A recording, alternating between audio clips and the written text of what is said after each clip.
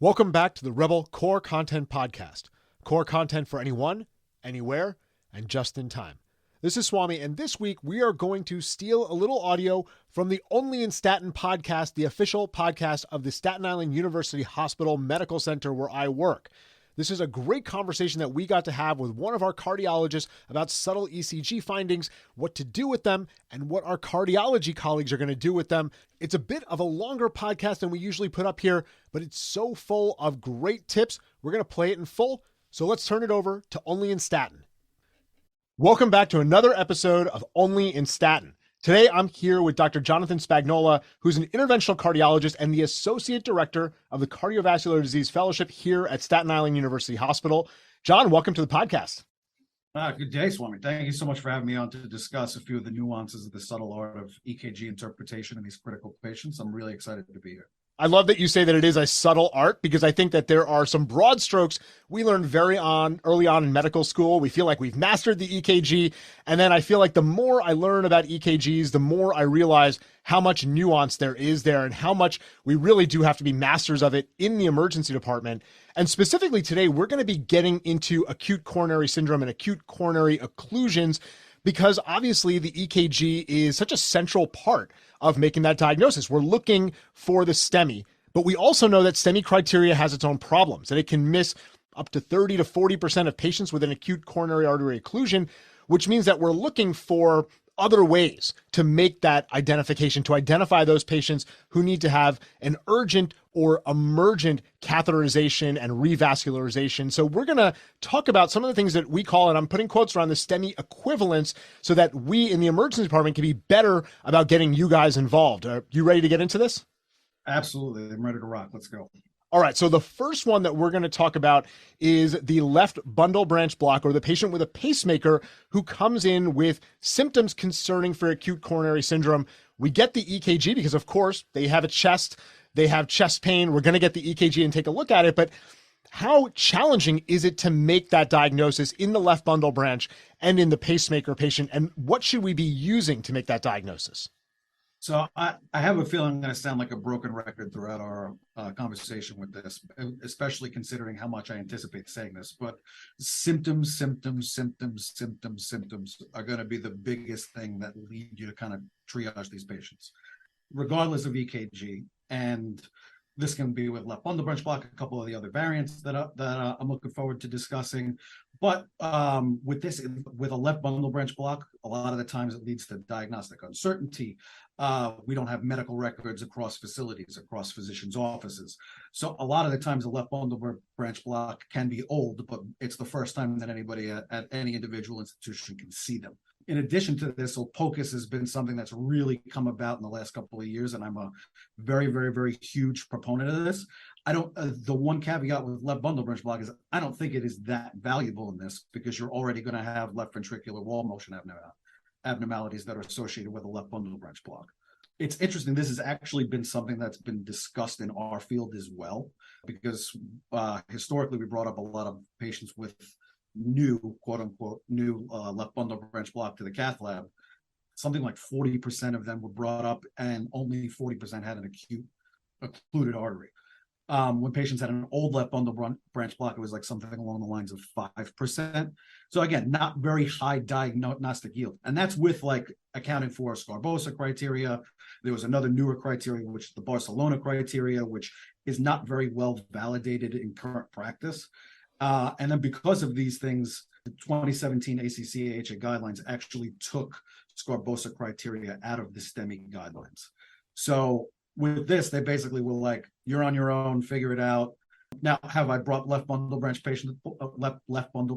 patients up to the cath lab? Without question. And I think my experience has probably been around that 40% mark. But the real key thing was really keying in onto the symptoms, and people who had the most typical chest pain were the ones who actually had the occluded artery. So this is one of those instances where I don't think any of the criteria truly help, but it is something to kind of consider in terms of like using your Scarbosa criteria, because it was validated at some point. I think we just kind of overcall and overreact to things that aren't as typical in terms of chest pain. I think the symptoms clearly are really important. They have to have symptoms that actually could be consistent with ACS. We used to use the Scarbosa criteria. We have kind of switched over to the modified Scarbosa mainly because of that third criteria with the discordant elevations, which even if you had them, it only got you a point, and then you didn't know really what to do with that because it was only a point. And the modified Scarbosa criteria appears to perform much better. There are some validation studies here. We would love to see more data, but I think right now that is probably the best thing that we can use in the emergency department when that patient comes in with a left bundle branch block. At the absolute least, to push our hand and say, this patient has concerning symptoms. They have modified Scarbosa criteria. So I'm going to talk to my cardiologist, my interventionalist, and say, hey, here's the patient I have in front of me. Here's the ECG. What do you think is the next best step? I think it helps at least to give us a little bit of a quantification to push us to make that phone call and talk with the expert. I completely agree. And look, any way that you can get a little bit more diagnostic certainty before you bring a patient up for an invasive procedure, I think is incredibly valuable. I think we're going to kind of talk about that a little bit more as we kind of go on with this, but symptoms, focus, all of these things will help. So if modified Scarbosa criteria help me with that decision making, even 10% of the time, to me, it's valuable. I'm old enough to remember when left bundle branch block, you didn't have an old EKG in your system. We were activating cath lab for those patients. I think we've kind of agreed now that yes, they have a new left bundle, but also the patient should look pretty sick if that's an acute change. If they have an acute MI or acute coronary occlusion that is causing them to have a left bundle branch block, the patient shouldn't be sitting in bed, legs crossed, hands over their head saying, yeah, I've got a little bit of chest discomfort. They should be pretty sick. And actually, in this case, your POCUS might be pretty valuable in looking, but I think really it is the sickness of the patient with that left bundle branch block is what should push us to say, I do think this could be a new left bundle, truly new left bundle in a patient who looks like they're maybe not quite dead yet, but circling the drain a little bit. That's where I really want to push to get my intensivist and my interventional cardiologist involved. Yeah, if they look gray, ashy, your typical diaphoretic, cold and clammy patient, they should be going to the lab regardless. All right, let's switch gears and talk about another EKG finding. This is the isolated elevation in AVR along with diffuse ST depressions. This is one that I think is well taught in emergency medicine conferences by our cardiology gurus, saying that this is somewhere where we should consider that this is an acute coronary occlusion and we should be activating the cath lab. What does this mean to you when you see that AVR elevation and the diffuse ST depressions? The most common way that I see this EKG is actually during a stress test. So this is the exact same EKG that you will see during a stress test, whether it's in the office, in the hospital setting, obviously exercise stress test, excuse me. But really what this means is that you have decreased myocardial supply of oxygen, nutrients, et cetera, to a global coronary territory. The concern in the ED is if somebody's having a left main stem. And this is really the type of people that you're supposed to try to be catching with this. So if you have a left main STEMI, you're cutting off somewhere between 60 to 100% of the myocardial blood supply to the heart. These are those patients who will come into the ED circling the drain, look exactly like they're having cardiogenic shock. They're going to be cold, they're going to be wet, they're going to be diaphoretic, they're going to look like the lit end of a cigarette, and they're going to look ashy as all hell. To me, POCUS is going to be the biggest thing. I think it's a phenomenal tool in the early diagnosis of a lot of these presentations. And if you have that combination either of just symptoms and, I don't know, they don't pass the eyeball test. Like it smells like a STEMI, they look like a STEMI. Like in a lot of cases where this is the case, I don't even think you need the EKG. Everybody who's seen, more than 20 STEMIs, you know what this is. Now, having said that, there's a lot of confounding variables here. Remember, this is all about myocardial oxygen and blood supply. So there's a lot of different things that could also mimic this. Is the patient hypoxic? If you're hypoxic and you have even mild coronary disease, you can get a similar EKG. Do they have acute blood loss anemia? If somebody's walking into the ER with a hemoglobin of 5, I can guarantee you that their heart is struggling in order to meet the demands of the body. Are they hypotensive because of some other form of shock? If they have a fever of 104 and they've been confused and started having like either pneumonia for the last couple of days and those type of symptoms outside, you can still see this EKG, but I think it's more of a symptom rather than the cause of what's going on. Another entity where we see this is often post-arrest. So this is another common thing because these patients will have lower blood pressures. They will have been getting ongoing CPR and pressor agents, and these pressor agents are also toxic in terms of the myocardial function of the heart, because you're creating vasospasm, and that happens in every artery. It also happens in the coronaries. So in those specific instances, it can really lead to some diagnostic uncertainty. Now, I know our guidelines, as well as yours, also say, like, post-arrest, any ST changes should go up to the lab. I think it's a little bit more nuanced than that, but when I see this post-arrest, I have a low threshold for going up to the lab. There's a couple of really big important points in there. So that AVR elevation with ST depressions is a global ischemia kind of picture, which can be from many different things. We see this with massive pulmonary embolism as well. That's another place. Sepsis, I think, is a really common one. So again, as you said up front, the symptoms are really important here. If the patient has cough and fever and they've got an infiltrate on x-ray and they've got these changes, it's probably the global hypoperfusion from sepsis, and not that they also have a STEMI. It's very similar, John, to when we get a troponin in the septic patient and the troponin's elevated. That doesn't mean that patient needs a cath. That is a stress on the heart created by the infectious process. And so again, we have to be looking at the symptoms the patient has. Now, they come in with an acute onset of chest pain radiating to left arm with shortness of breath and diaphoresis, and they're vomiting, and you see these changes.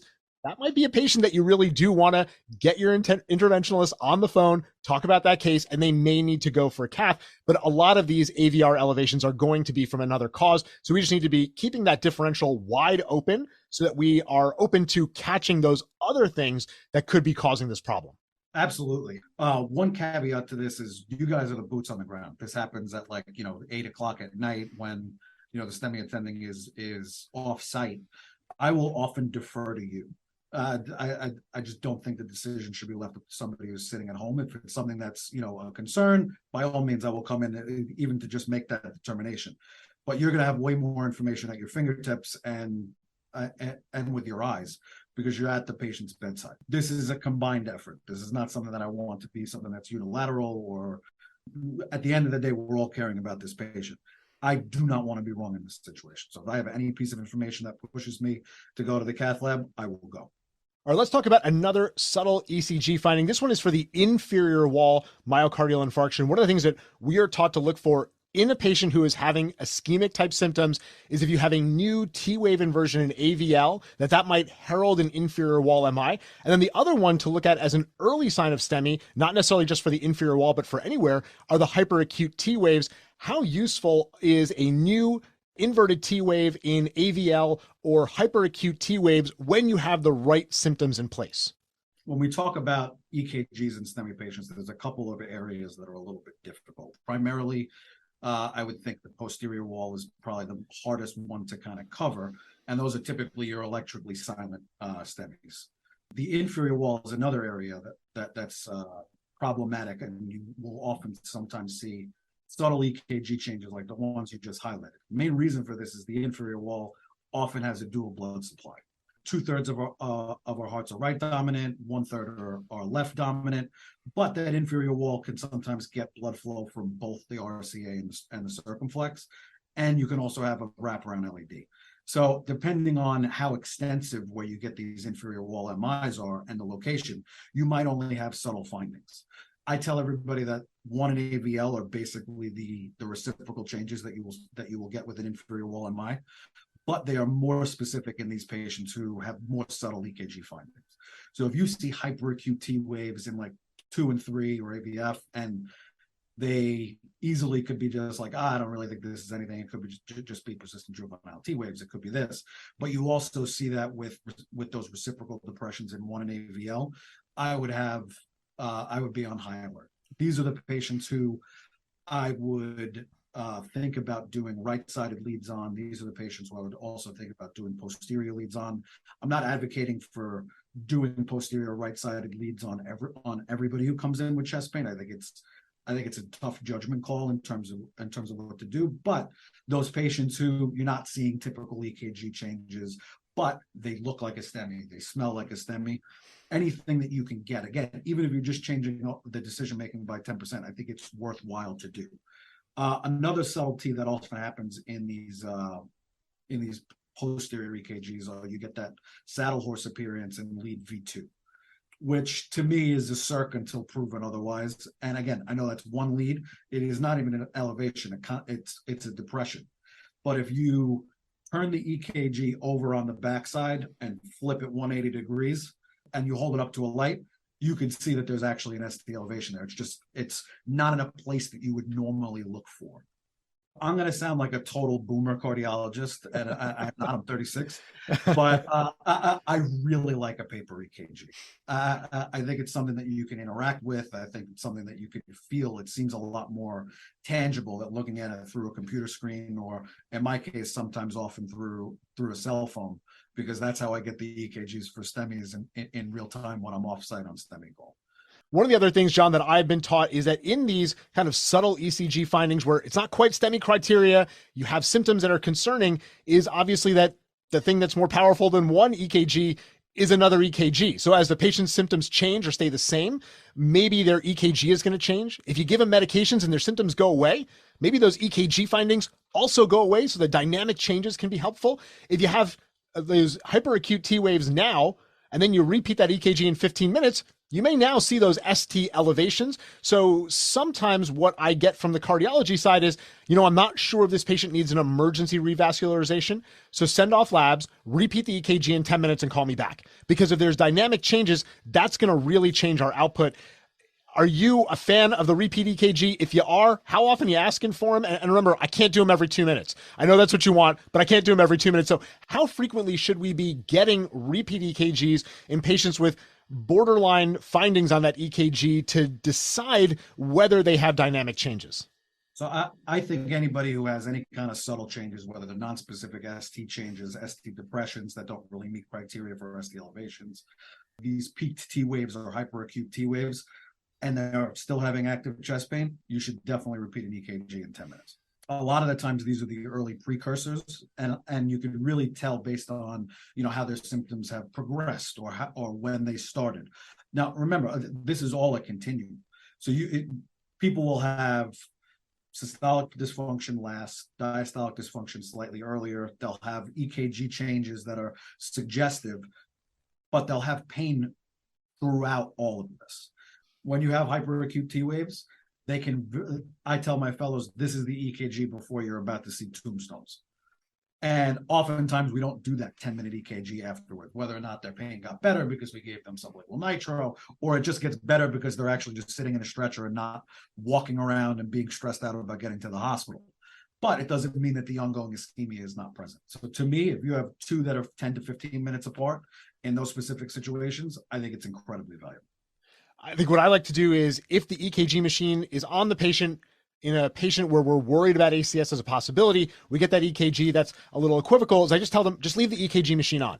Just leave it on, and in 10 minutes we'll get another one. That makes it much easier to get that second EKG, as opposed to, I got to call overhead, someone's got to come over, someone's got to put the leads back on. Just leave it on the patient. Tell them we're going to get a repeat in 10 minutes. Just leave it there, and we'll repeat it to see if there are dynamic changes, which is really going to help us. One of the other ones that we wanted to talk about, other ECG changes, is the De Winter T waves.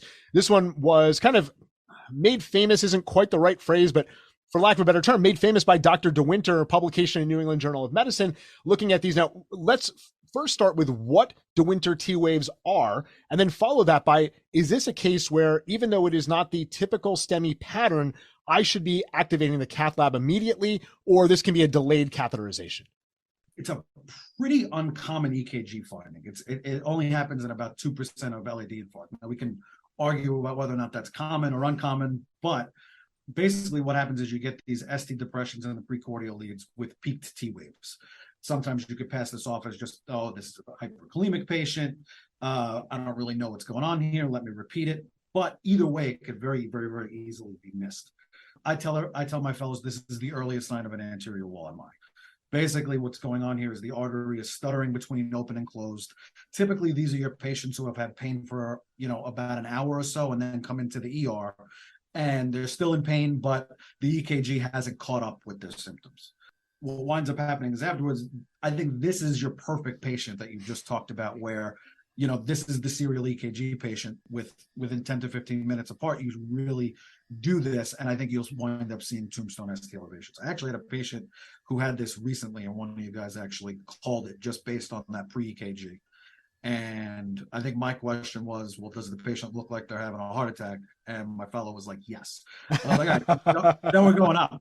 And it turns out, like, with my first injection of contrast, the artery was occluded. And then when I went back to go and re-engage it with a guide and start to intervene, it had actually just reopened up from me just injecting contrast. That's how fresh the clot was. Wow. These are going to be your like big time precursors to an anterior wall MI. This is one of those changes that we have to be very good at finding because of what they herald, that they herald something pretty bad. And if we catch these De Winter T waves, we activate our team, we can get those patients up before there's really any myocardial damage done. I've seen a couple of these cases where they were caught very early and the troponin never really peaked. Like the peak troponin was like a 0.1 and people are like, well, that's great. That means that we intervened on this really early, reopened it before there was really any true ischemic time. So again, a very important one for us to identify, to recognize that this is a STEMI equivalent, that it should be cathed as quickly as possible. The repeat EKGs can be very beneficial. That one contrasts a little bit with one that we sometimes mix up with the De Winters, and that's the Wellens syndrome. And this is a little bit different. Again, what we should start with is, what does Wellens syndrome look like? And then let's follow that with what it means in terms of how emergently does that patient need to get catheterized. I feel like this was a new toy a couple of years ago, so everybody got excited about it. And really what you're seeing here is you're seeing these biphasic T wave changes in the anterior lead. So typically it's the way they look is you'll have a small segment of elevation that doesn't really meet criteria for ST elevations, followed by a brisk downstroke. The concern here is a critical proximal LAD lesion. But I say critical and not occluded because you're dealing with two separate disease processes. This is something that we typically see in stable coronary disease that progresses over time. And it's not occluded yet. Now, these patients should be cathed. They should typically be cathed within 24 hours if they have on and off chest pain, things that really mimic more like a stable or a progressive angina. However, there is a certain subset of these patients that I would want to bring up earlier to the lab if they have any evidence of myocardial perfusion issues. Any one of them makes even mild troponins. They have ongoing chest pain. They have symptoms that are compatible with heart failure. These are the patients that I would bring up. Well, and I think one of the things that we should have really done up front was really define the Wellens syndrome, because knowing what the symptoms are and what is compatible with that syndrome is really important. So those patients typically will have chest pain or shortness of breath with exertion. When they're sitting in front of you in the emergency department, they are going to be symptom free, but they have those ECG changes. They often have either negative troponins or maybe just a slight bump in the troponin, but they look pretty good. If you have a patient that has those biphasic T-wave inversions and they look sick in front of you, then you should get your interventionalist on the phone right away. Those patients are probably going to need a more emergent catheterization as opposed to waiting 24 hours. And that dichotomy is really important, John, because I think this is one of the points of frustration for emergency physicians, because we learn about Wellens syndrome, we find it, we get really excited, we call the cath team and they're like, yeah, we'll cath that patient in the morning. And we're like, what do you mean in the morning? The patient has Wellens syndrome. They have a critical stenosis. And I think it's just a little bit of a disconnect. If the patient looks comfortable in front of you, they're symptom-free in front of you, that is an urgent catheterization within the next day or so, within the next 24 hours. But if they look crappy in front of you, that's not Wellens syndrome. And that probably is going to need an emergent revascularization. It's amazing how many times we really kind of come back to like these symptoms and how the patients look and how they feel. And I really think that that's the biggest thing that drives us. If you look at all the scoring systems for bringing patients up to the lab, whether it's emergent or non-emergent, whether it's TIMI score, heart score, GRACE score, the worse they look, the sooner you should do it. I think one of the important points also to mention in there is that if you catch the patient with Wellens syndrome, they have exertional symptoms, they come in, they have the classic ECG findings, they look good in front of you, negative troponin or minimally elevated troponin, don't put that patient on a stress test. Don't give that patient a stress test. Don't put them on a treadmill because they will have VTAC. And John, the reason I know this is because I had one of those patients sent down from the stress lab saying this patient went into VT on the treadmill. And I looked at the ECG and I go, why did somebody send this person for a treadmill stress test? I don't think anyone looked at the ECG prior to them going to the stress lab, or they just didn't know about this change. So if you have that patient, that is not the patient that you put into your OBS algorithm and then get them a stress test the next day. No. And now if somebody tells you up front, I've had stressful symptoms, I've had this, Like alternatively, you could do another anatomical study like a CTA, but this is not somebody I would walk on a treadmill, like by any means necessary. Your pretest probability is way too high. So let's say I'll flip it around. You had a catastrophic experience with this. So let's say we walk this person on a treadmill and they do fine and the imaging is also fine.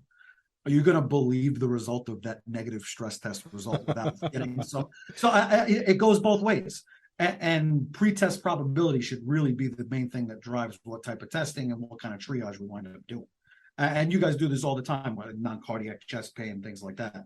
This person needs to have their coronary anatomy defined. Yeah, I love that point. That's so important. The pretest probability really tells you, should I get this test and what should I do with the results if I do get this test? Those are such important questions to ask, not just for this, but for everything we do in medicine. If this person had a negative stress test, I would not believe it. I would still count this patient. So Excellent. because of that, it is an entirely useless test. Perfect. Exactly where I wanted to go with it. Now, we talked a little bit about posterior MIs and how those can be difficult to pick up. They are one of the most frequent missed STEMIs. Let's talk about the RV infarct. And I'm not talking about the patient who has the inferior wall MI with RV extension, but the sole RV infarct, because I think those can be really difficult to catch as well. What are we looking at on the traditional standard EKG that will tip us to say, I should really get some right-sided leads and look at that RV? So these are extremely, extremely rare. I think I've only seen like one isolated RV infarct in my entire career. And I think the main reason why you don't see a ton of these is 2/3 of the supply of the blood supply for the RV is actually coming from inside the ventricle. Oftentimes, these EKG findings will be very subtle. You might not even have, so most commonly you see these with an RCA occlusion because you're getting both simultaneously. You're 100% right with that. The very key subtle finding to this, and it is not seen in every RV infarct, is you're going to be looking at your R to S wave ratio in leads V1 and V2. Typically, when you have an isolated RV infarct, the R to S ratio is going to be more than 1 in these type of infarcts. Now, I know we all want to play with our EKGs and touch them, but this is something that's pretty tedious, and you're going to be looking for other things. Now, the other thing that you can see is an elevated R to S ratio in patients who have PE. And again, it's just a sign of a sick right ventricle. The other thing is these patients will tend to be a lot more hypotensive despite having a normal EF on POCUS. So again, highlighting the need and the utility of POCUS in this patient is not something that I can stress enough.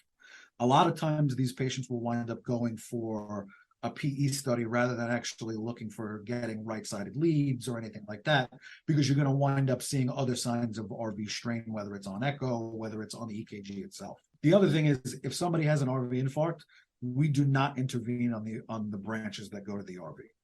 So if somebody comes up with an RV infarct, they're not getting a stent.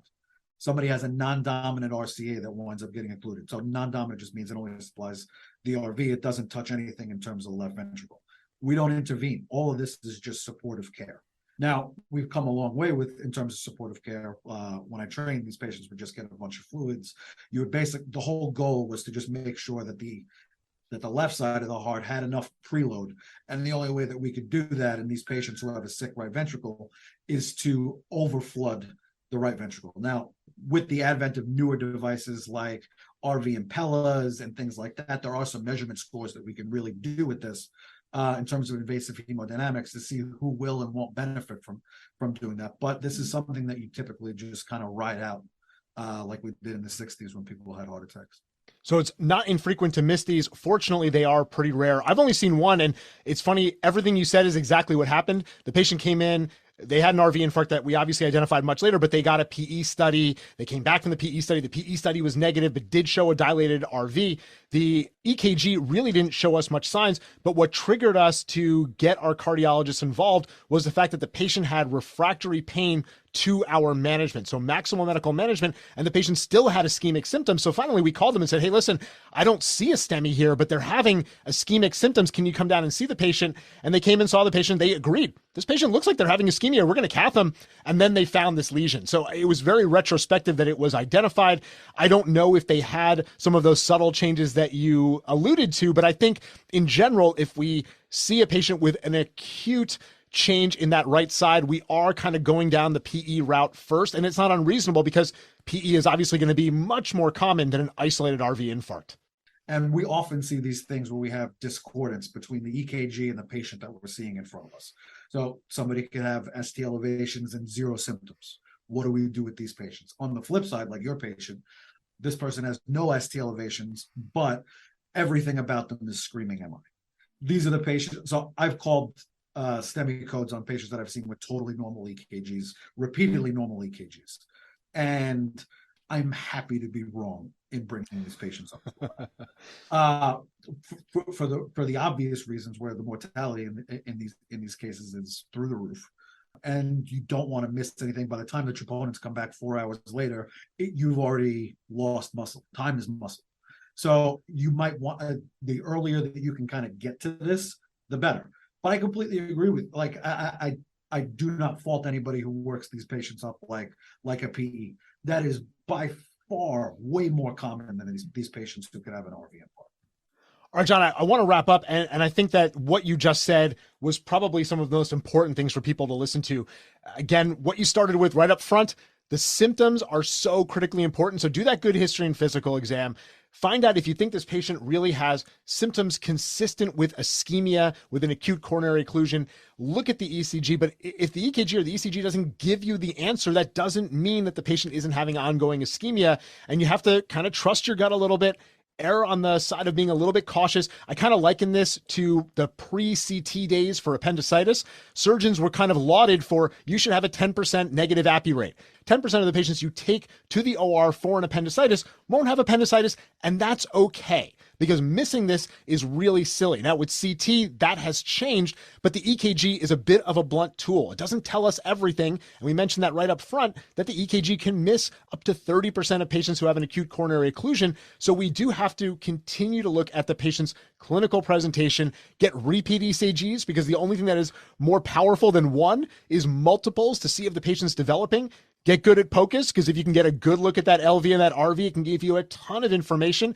And then I think communicating early with your cardiologist, with your interventional team, when you have a concern for the patient in front of you, is going to be really advantageous, because it gets them on board. They can give their recommendations. It might not be, sure, I'll take that patient right off your hands and take them for cath. It might be, let's do X, Y, and Z first. Let's see how the patient responds. Let's repeat the EKG. Let's get them an echo, and then we'll decide if we need to go to cath or not. All of these things can be really valuable if we first identify the symptoms that are concerning, get the EKG, and then get our friends on the phone.